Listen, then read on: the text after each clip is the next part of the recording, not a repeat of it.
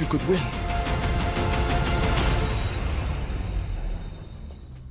I don't have to win. We both just have to lose. Welcome to another edition of Box Office Quarterbacks, another trailer breakdown that we're going to do. And we love doing these things here, especially when it comes to the MCU, the Marvel Cinematic Universe. Eric, I do want to start with you because I know you've been real hyped on Kang and his arrival, and we're finally seeing him. All And hail King. Whatever he's trying to do, I'm with it. I support it. I support it, man. In this trailer, we got an understanding of who Kang is, or not an understanding of who Kang is, but man, you don't want to mess with him. We got the warnings in Loki season 1 where He Who Remains was just like, you don't want to meet my other variants. And here we're meeting one of them, and obviously it's Kang. And what we got from the trailers, I mean, with our history with the MCU, I'm gonna take it with a grain of salt. So I don't know how many scenes are actually gonna be in this movie because they showed a lot. And um, I, what I like to see is Kane got to get them all out of there. Get them all, like they gotta set the stage to show everybody why he's not someone you want to mess with.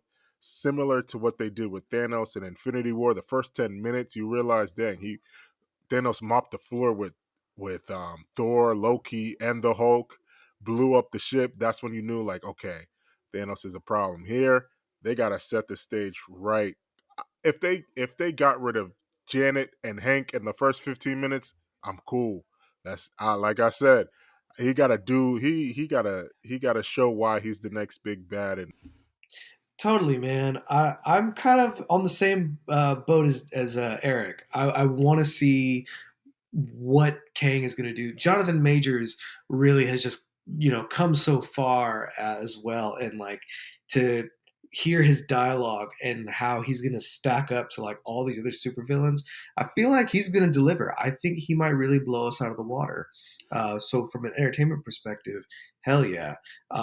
If I can also take a minute just to talk about Paul Rudd, man. I mean, this is going to be, I think, a big thing for his career because he's one of the few actors that we can go, that's Paul Rudd, and he's the guy from I Love You Man and Clueless, and now he's an Avenger. And I wonder if this is going to finally maybe just solidify him and his role.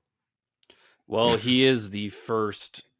Well, I saw a tweet today where it said Ant-Man got a trilogy before Henry Cavill's Superman did, which is pretty funny because, yeah, like you never would have expected that. And there's a whole bunch of problems in DC that we've covered in the past. But my initial thoughts is this is the Kang show. They even say a new dynasty is being born or something like that in the trailer.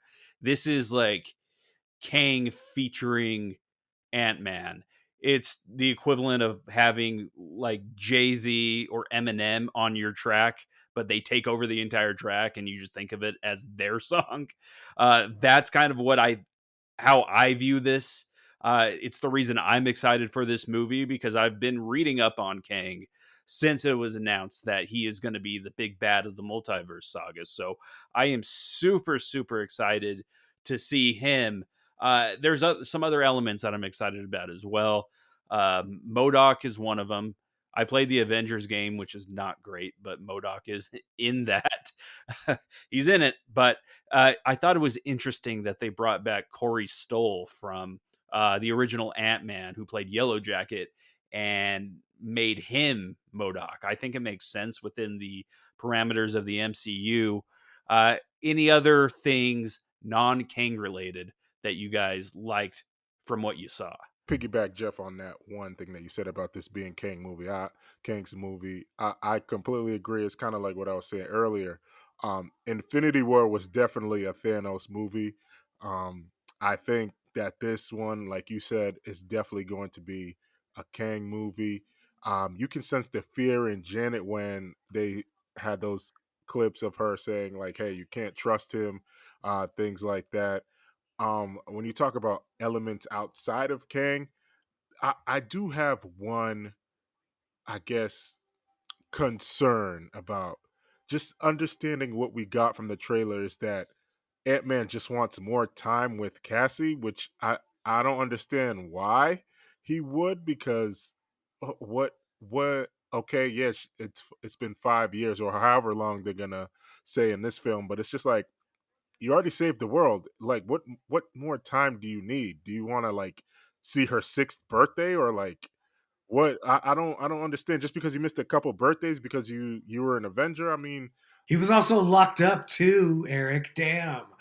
I'm just concerned about his motive for all of this and the reasoning for why he needs to or do things for Kang. So I guess that's just my one concern. I'm just like, if this is a weak plot, man, then 'Cause it's it like, looks like Cassie okay, gets locked up for something where she's going to go to jail.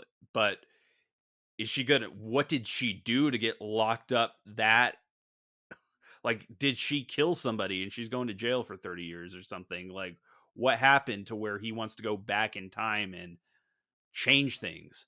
That's what I want to know. It's just very, yeah, the motivations are weird. Like Eric said, it has to be stronger than that. Thinking about the whole Doctor Strange Multiverse of Madness trailer, you know, it doesn't, mm, you know, you said this is a Kang movie. Doctor Strange Multiverse of Madness was a Wanda movie, and like, and the motivation behind that also, in my opinion, just seemed a little far fetched. Like, you really want to go back to one single universe where your kids were alive, but so motivations can be weird, but sometimes they work. We saw a side of Wanda that we didn't see before, and maybe through this weird motivation, we'll see a side of Scott Lang, Ant-Man, if you will. But one thing we forgot to talk about, and I don't know if this is a concern for you guys, but what about Ant-Man's friends, Michael Pena? get them all out, man. I don't care if Kang was to get rid of everybody, because obviously we know Ant-Man is going to be in. Ant-Man's obviously, since he's actually going to fight Kang, he's going to be a main player in the next Avengers movie. So whatever, I understand he's going to still be around, but everybody else got to go. They all got to go. If King takes out Michael Pena, I'm going to be real sad. He's going to be doing a narration, and here comes Kang. It's like, oh shit, look at this. We're getting real dark. Getting real Eric's dark in the all, third fuck Ant-Man Michael movie. Pena. No one cares. So, uh, yeah, so I want to do something a little different. I want you guys to give one bold prediction about this movie, and then we'll go back and see when we actually review it if it does come true. So, for me, and this is kind of cheating a little bit, but in the trailer, which gave away too much, like Eric said, Ant-Man has this very interesting line where he's like, I don't have to beat you, I just need you to lose too. So I think it's going to be a very dark, very sad ending, almost like Infinity War, where somewhere a timeline gets fractured at the end of it, and Kang is stuck in kind of limbo, and so is Ant-Man. And that's how we start kicking off the multiverse saga. So that is my one big prediction, that we are not going to end on a happy note in this movie. My first prediction is that in this movie we get a glimpse of the new Avengers team somehow, some way, whether it's Shang-Chi, Sam Wilson's Captain America, we get a glimpse of them. Um, and another prediction, I think that, I mean, this also isn't going out on a limb. I think Loki makes an appearance, whether it be in a post-credit scene or somewhere, but I think we see Loki. So those are my two. I'm not going to go too in depth. I think we'll see a glimpse of the new Avengers team, or Loki will show up somewhere.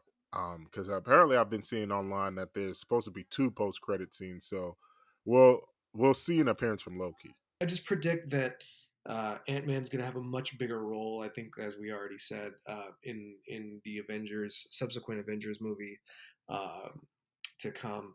I think it's fair because he's the most senior, I guess, of the members, if that makes sense. But I'm just expecting that he's going to be in a lot bigger roles, considering they're going to bring the OG Kang into this. Thoughts and prayers to your favorite heroes because they might not be making it out. Um, Anything else you guys want to add before we get out of here? Uh, I don't have anything to add about Ant-Man trailer, but I would like to give a special shout out to Angela Bassett and Kehei Kwan for winning Golden Globe awards as of this recording. I haven't finished the rest of the Golden Globe, so I'm sorry if I'm missing anybody out. But just mad respect. Nominate Wakanda Forever for Best Picture. That's the last thing I'm going to say because it deserves it and it was the best movie of last year and everyone knows it's true. So that's what I'm going to say. That's how we're going to end this episode. I'm Jeff. He's Eric. That's Ahmed. It's been another edition of Box Office Quarterbacks. We will see you guys with another episode very, very soon.